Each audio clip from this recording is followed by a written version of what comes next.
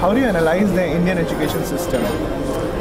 Well, it is very contrasted in the sense that in one hand you have the best higher education institute in the world, like the IIT, IIM, you know, among the best. And in the other hand, you have tens of thousands of institutions which are absolutely not at all up to the mark, and which are totally freeze in the textbook learning, rote learning textbook system, and which is a big problem. But I think a decisive step has been taken by the right to education. I think it was a very much needed step, which means that by and large there is awareness of the need of really changing the total system and going ahead. Now the Right to Education Act, why it's a very important progress in terms of education. The implementation is now the issue, because a lot of schools are facing difficulty to implement, especially certain of its provision of integration. So what are these provisions? Cost is the main factor? I don't think it's the cost. I think it's really the difficulty the school are facing is really how to integrate children from very different backgrounds. Right. And which is why, you know, we have started the integration of children of different backgrounds way back in the 1990s, where nobody was speaking about RTE or whatever. And we have been facing a lot of opposition at that time. People was in the street, they were saying, you cannot mix castes together, you know, different castes. You cannot mix poor and rich together. And they even went to the court. They went to the High Court, where obviously they lost, because the High Court on the ground, they said that's absolutely a requirement. They went to the Supreme Court. There was a judgment from the Supreme Court at that time. And which is why we have been starting that, and we have got a lot of visits from Delhi, from the Joint Secretary level, who have come in our school to see how we can integrate these different segments. Now, the idea of integrating children from different socio-economical and socio-cultural background is a fundamental idea. But you need a tool to succeed in that. It's not enough to bring children from different, put them in the same room. You know, it is like in a railway, you know, in the train wagon. People are sitting together, or in a bus. You have people, they are together, but they are not forming a group. They are not, you know, working together, because they are. You need to ensure that the interaction are happening, that everyone is contributing to the development of each other, and that's the challenge now to the implementation of right to education. And I've always said, you know, the key is the pedagogy, is the learning methodology, what you do in the classroom. You know, you put the children of different socio-economical background together in the classroom, but you keep these rows, benches, you know, and you put them near to each other without any interaction, as a classic classroom is set up, you know, with benches, table, but no child sees the eyes of the other child. The only thing they see is the back of the hair, you know, of the back of the head, and the only thing they see is the teacher, and only the teacher can see all the children. If you keep the same structure, you cannot succeed in integrating the children. You have to break this rigidity, and you have to ensure that you bring activities, you bring interaction between the children, so that peer-to-peer learning can happen, and then an understanding of each other can happen. Because there is no greater opportunity than learning from someone who is very different from you. You know, there is no greater opportunity than that. Because this other child who is coming from a totally different milieu knows that an experience that you cannot even dream of. You cannot. No doubt that private institutes provide best of the facilities, but a lot of people believe that the cost is very high. I mean, there are various sectors where there are rural classes and they are not in a position to pay the high fees, the very huge fees which is involved, which the private institutes are taking. So what are your plans to attract people from the rural classes? I will tell you one thing. You know, I think obviously having the best possible infrastructure is a good thing for education, investing, bringing. But at the top of it, and the most important, I always say, if you want to have a good school, what you need, before anything else, you need good teacher. It starts with that. If you don't have good teacher, you can have the best building, you can have the best technology, you can have the best of everything. If you don't have the right teacher and a good teacher who can deliver, then you have nothing. Now, having the right teacher, they will have limitation if they are really deprived of the basic material. Obviously, there are some basic needs, but these basic needs are possible to fulfill with the means. See, our school has been a municipal school. It's probably the first PPP model in terms of schooling. The municipal school has been provided to us by the municipality, by the corporation, Ahmedabad Municipal Park Corporation, which was a totally dilapidated building.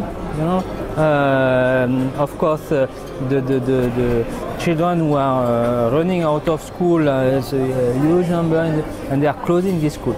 We have got that, and we have been running it. We broke the software part, if you want.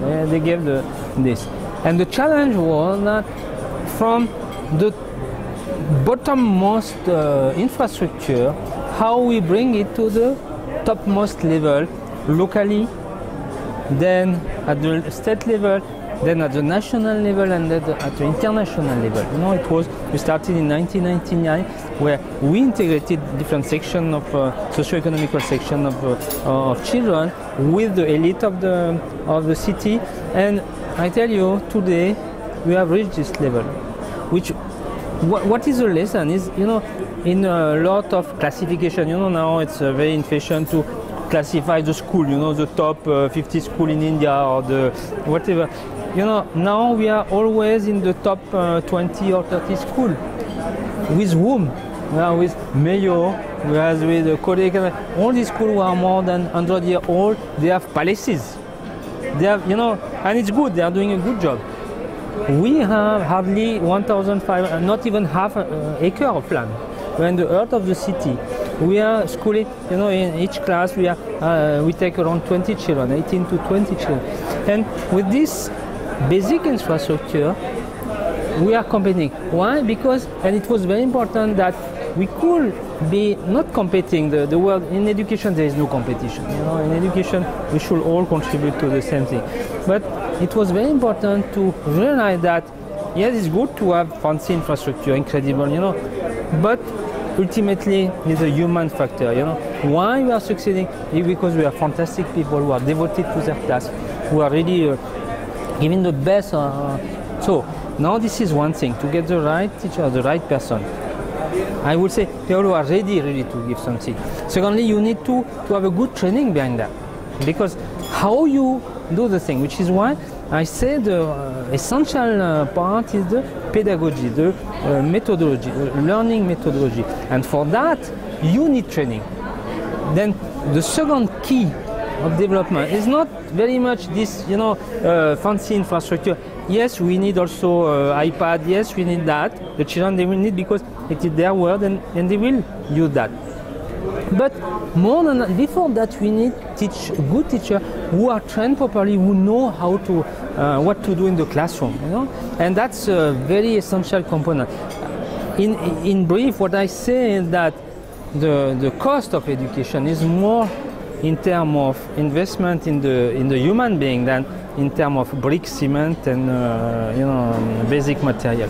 Which is why in the rural place, they are not facing difficulty of space. They have big space. I have seen in some villages, school, the children seems happy, and that's the first thing, because they have the space, and often you have a dedicated teacher with there, who, the father was teacher, and he's dedicated to his task. He's not looking for a big position, and then already you have that. It's a very strong. Then if you build on that, you just bring the know-how, you build, you give the basic infrastructure. So how are you basically different from other schools as compared, in India basically?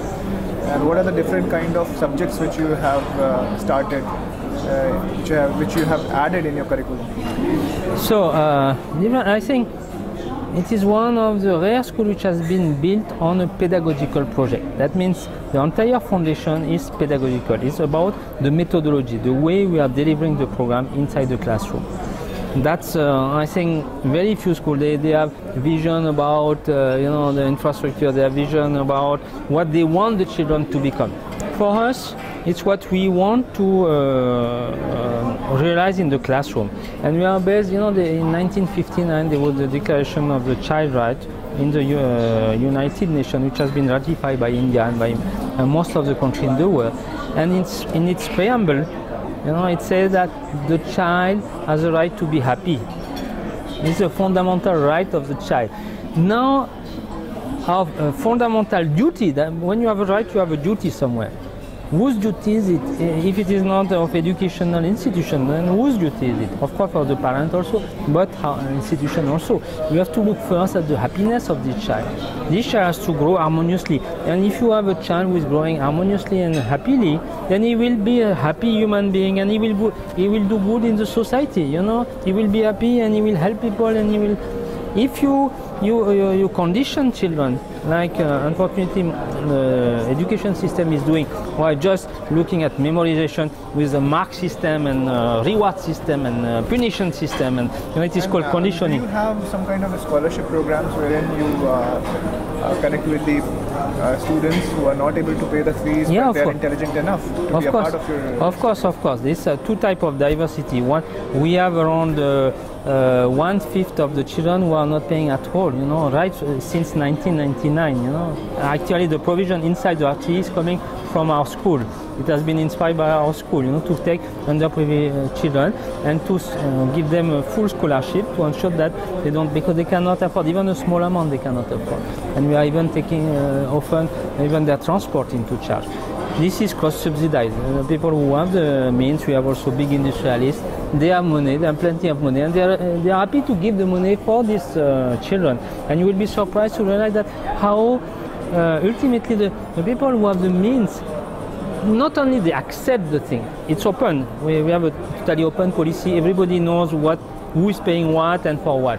But you will be surprised to realize that there are people who have money, they are happy that their money is helping someone who is in the same class as his or her own child, and they can see where their money is going. Obviously, they know that this child cannot pay, but they see this child growing, being a friend of their own child, and it's fantastic. It's how it works.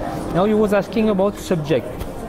Till 10th standard, we have a totally interdisciplinary approach. We don't have subject. There is absolutely no subject. Subjects start from standard 11 and 12.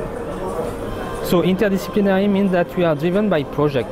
Let's say filmmaking project, it is one of the projects. Then through filmmaking project, they will learn about angles, which is math. They will learn about acoustic, which is physics. They will learn about light and wave and whatever, which is also physics. They will learn about language because they will have to script what they are doing. They will have to interview people. They will learn about technology because it's full of technology, manipulating mic, manipulating camera, which means that we are covering a kind of syllabus, if you can call it like that, but through project. It is totally interdisciplinary. So what we brought, which is different from many schools, is that we have broken with this logic of period with the subject. How can you spend 45 minutes in maths and then math doesn't exist anymore, and you go in 45 minutes English and then you go in 45 minutes humanities? I mean, the brain doesn't function. The real world is not like that. Real world is made of everything. Organization, which is math, history, which is humanities, because each and every object, each and every, it's come from somewhere, which is also of people, which is psychology, the reality is holistic. Then how can the school, which is supposed to give an understanding and knowledge about the reality, the real world, is cutting this reality in a totally artificial way, which is why that's important. How was your WES experience overall? Excellent. And I was in the first session, inaugural session, and we started with the Minister Kapil Sibal, who spoke extremely well, was really given big insight. It's not the first time I'm with him on some occasion and on some forum, and each time I'm very glad, impressed to hear him. And I think that's very important to bring people together to develop this type of forum. Do you think that there should be some kind of student exchange program at the school level? Yeah, of course, it's essential. Exchange. This is, learning is exchanging. There's no learning. It's what we was just discussing in the while taking the food. In your summit, in the World Education Summit. Some people were saying, yeah, but the education, what are the vision and all that? People have conflicting vision. I say, no, I'm not conflicting vision. Some people have one vision, which is making a school is a way of making money. And some people have another vision, which is that making a school is part of education, is part of participating to the development of the humanity, bringing your drop into that. I think, wanting to become richer, to make money is acceptable aim. There are people, it's a legitimate aim.